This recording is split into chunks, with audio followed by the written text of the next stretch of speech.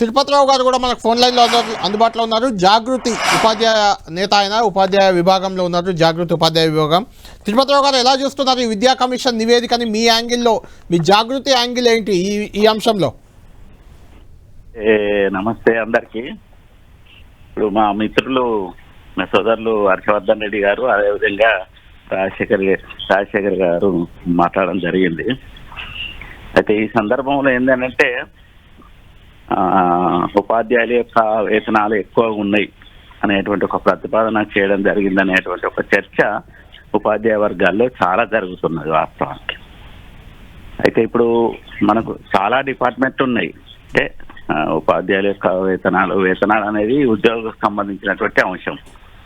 ఇప్పుడు మొన్న ఒక పేపర్లో వచ్చింది. అంటే విద్యుత్ శాఖలో ఒక స్వీపరు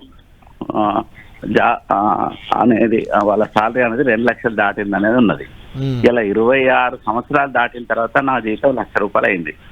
26 సంవత్సరాల తర్వాత కూడా ప్రమోషన్ పొందలేనటువంటి వాళ్ళు చాలా మంది ఉన్నారు. అవును.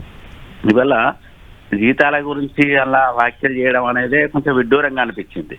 సరే పరిస్థితులు, మౌలిక అవసరాలు, సరే విద్యలో అనేక మార్పులు, సూచన అవన్నీ మనం అంగీకరించాల్సిందే, కాదని లేదు.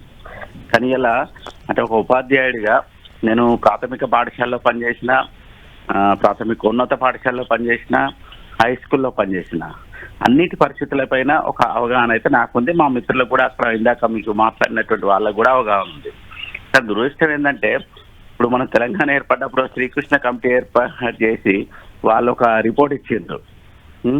ఇప్పుడు అట్లనే ఇలా విద్యా కమిషన్ ఏర్పాటు చేసి అందులో విద్యా వ్యవస్థకు ఏమాత్రం సంబంధం లేనటువంటి వాళ్ళని సభ్యులుగా పెట్టి ఒక రిపోర్టు తీసుకొని ఆ రిపోర్టును సబ్మిట్ చేయడం. తిరుపతిరావు గారు ఒక్క నిమిషం. సార్ తిరుపతిరావు గారు చెప్పండి. అందరి మాటలు విన్నారు కదా, మీ డిమాండ్ ఏంటి? మీరు ప్రతిదానికి ఆందోళన, అగ్రెసివ్గా వెళ్ళే సంఘం కదా మీది. ఏం చేయబోతున్నారు? విద్యా కమిషన్ సభ్యులు గారు ఏదైతే చెప్పిందో వారి మాటల్లోనే కాంట్రాడిక్షన్ ఉంది. ఇప్పుడు ఇక్కడ గవర్నమెంట్ స్కూళ్ళల్లో పిల్లలు చాలా వెనుకబడి ఉన్నారు, అట్లా ఇట్లా అని చెప్పేసి మళ్ళీ వారేమంటున్నారు, 35 మార్కుల నుంచి 45 మార్కులు పెంచాలనేటువంటిది వారే సూచన చేసిండ్రు. తర్వాత ఇవాళ విద్యా వ్యవస్థలో ఏంటంటే ప్రపంచీకరణ అనేటువంటి జరుగుతున్నది, గ్లోబలైజేషన్ జరుగుతున్నటువంటి ఈ తరుణంలో ఆయా దేశాల యొక్క పరిస్థితులను మనం పరిశీలించినప్పుడు ఇలా లగ్జంబర్గ్ అనేటువంటి ఒక దేశంలో సార్ 58 లక్షలు ఉంది ప్రయాణం ఒక ఉపాధ్యాయుడిది. ఫిన్లాండ్ లో 41 లక్షలు ఉన్నది. సో అంటే వివిధ దేశాల్లో కేంద్ర మంత్రుల కంటే కూడా జీతాలు ఎక్కువ ఉన్నటువంటి దేశాలు ఉన్నాయి. అట్లా ఉపాధ్యాయులను గౌరవించేటువంటి సంస్కృతి ఇవాళ ప్రపంచంలో అభివృద్ధి చెందిన దేశాలలో ఉన్నది.